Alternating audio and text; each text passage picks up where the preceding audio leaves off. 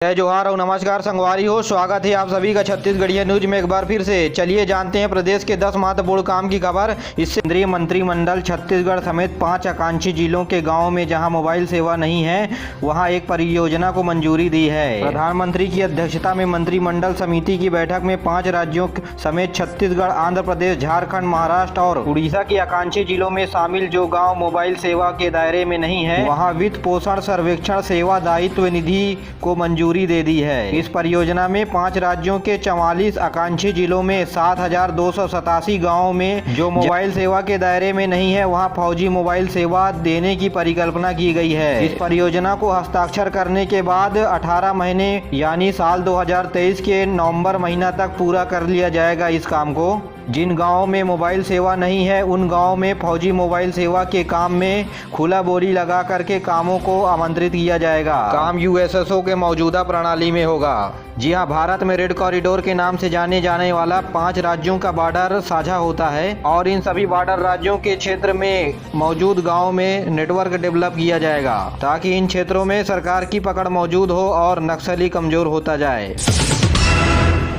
छत्तीसगढ़ में open form भरने से चूक गए छात्रों के लिए एक और मौका। अब प्रदेश में प्रवेश की तारीख बढ़ा करके 30 नवंबर कर दी गई है। इससे पहले फॉर्म जमा करने की अंतिम तिथि 15 नवंबर तय की गई थी। 10वीं और 12वीं कक्षा के लिए आवेदन फॉर्म मंगाए जा रहे हैं। ज्यादा जानकारी के लिए आप अपने अध्ययन केंद्र से संपर्क करने के अलावा www.sos.cg.net.in पर जाकर के अपना पंजीयन करने के साथ ही साथ अपने सवालों के जवाब भी प्राप्त कर सकते हैं। छत्तीसगढ़ राज्य ओपन स्कूल के सचिव वी.के. गोयल के मुताबिक तारीख निकलने के बाद भी विद्यार्थी प्रवेश लेने के लिए पहुंच रहे थे स्कूल। इसके लिए अब छात्र हित में फॉर्म जमा करने की तारीख को बढ़ा दी गई है और इच्छुक छात्र 10वीं और 12वीं की आवेदन भी कर सकते हैं।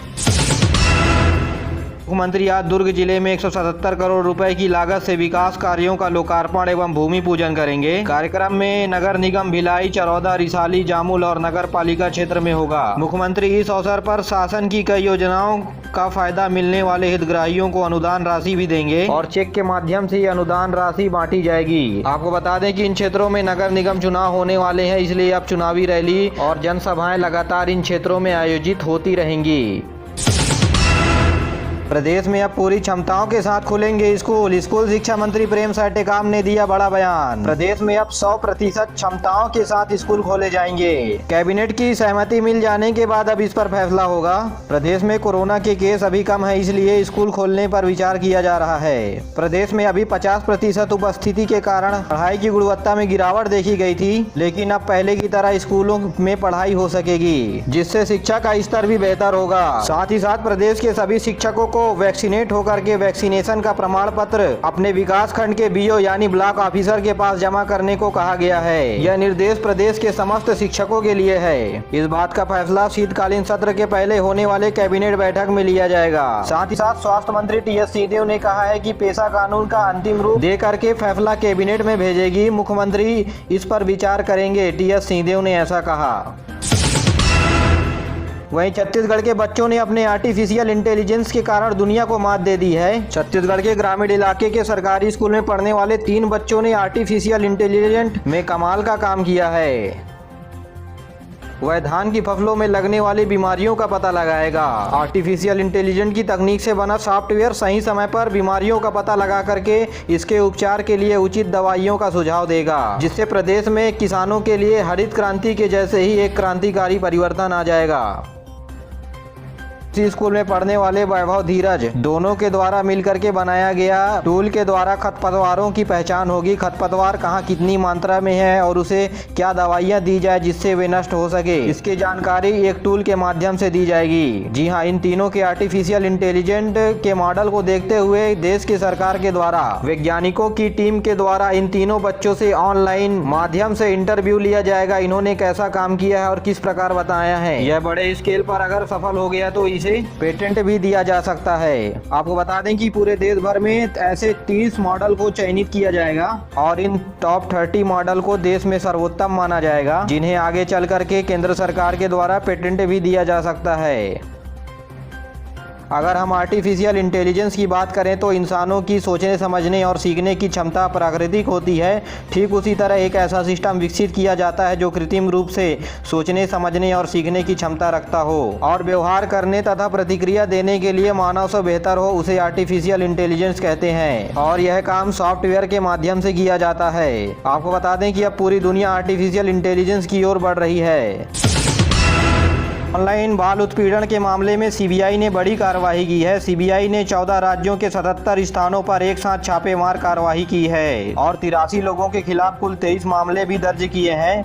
जिन राज्यों में सीबीआई ने छापा मारा है वे राज्यों की बात करें तो दिल्ली, उत्तर प्रदेश, आंध्र प्रदेश, पंजाब, उड़ीसा, तमिलनाडु, राजस्थान, महाराष्ट्र, गुजरात, हरियाणा, छत्तीसगढ़ भी शामिल है। साथ ही साथ मध्य प्रदेश और हिमाचल प्रदेश भी लपेटे में आ गए हैं। आपको बता दें कि छत्तीसगढ़ में मुख्य रूप से सीबीआई ने कोरबा जिले में छापा मारा है। चाइल्ड पोर्नोग्राफी में मिली शिकायत के बाद बड़ी कार्रवाई सीबीआई के द्वारा की गई है, जिसमें सीबीआई के द्वारा बांकी मुंगरा क्षेत्र के ग्राम जमनीपाली में छत्रपाल कंवर के खिलाफ चाइल्ड पोर्नोग्राफी के आरोप में कार्रवाई की है। इस काम को अंजाम देने वाले उपकरण जैसे वीडियो कैमरा, कंप्यूटर और अन्य इलेक्ट्रॉनिक डिवाइस भी बरामद किए हैं।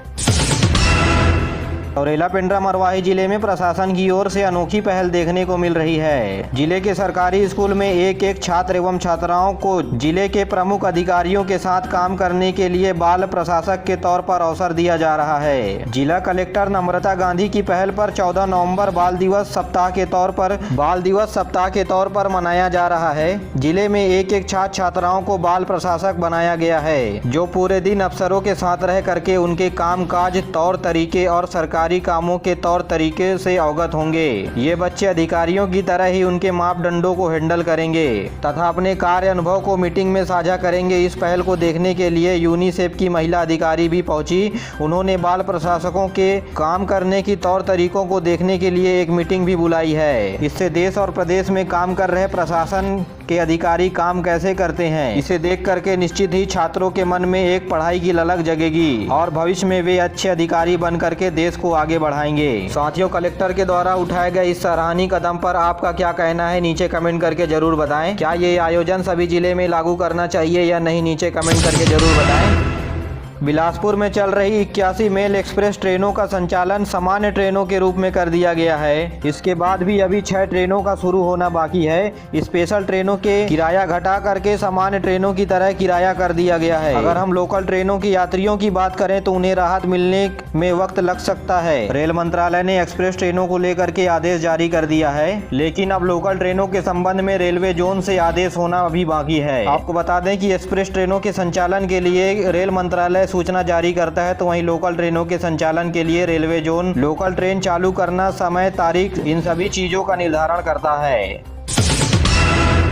नक्सलियों के द्वारा अगवा किए गए सब इंजीनियर अजय लकड़ा को माओवादियों ने जन अदालत लगाकर छोड़ दिया है। रिहाई के पहले माओवादियों ने एक जन अदालत लगाई थी। जन अदालत में अगवा किए गए सब इंजीनियर की पत्नी और मीडिया कर्मी भी मौजूद रहे। बता दें कि बीते दिनों जिले के गोरती रास्तों में माओवादियों ने सड़क में लगे निर्माण कार्य में सब इंजीनियर और 2 लोगों को अगवा कर लिया था। इनमें से एक कर्मचारी को अगवा करने के एक दिन बाद छोड़ दिया गया। नक्सलियों के द्वारा इसके बाद पत्नी अपने पति की रिहाई के लिए लगातार माओवादियों से अपील करती रही, जिसके बाद माओवादियों ने एक जन अदालत के माध्यम से सब इंजीनियर को छोड़ दिया है।